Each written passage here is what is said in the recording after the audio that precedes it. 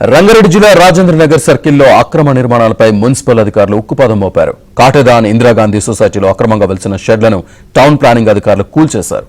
పోలీసుల భారీ బందోబస్తు మధ్య ఈ కూల్చివేతలు జరిగాయి. అనుమతులు లేకుండా షెడ్లను నిర్మించిన యజమానులకు టౌన్ ప్లానింగ్ అధికారులు హెచ్చరించారు. పడిపోతుంది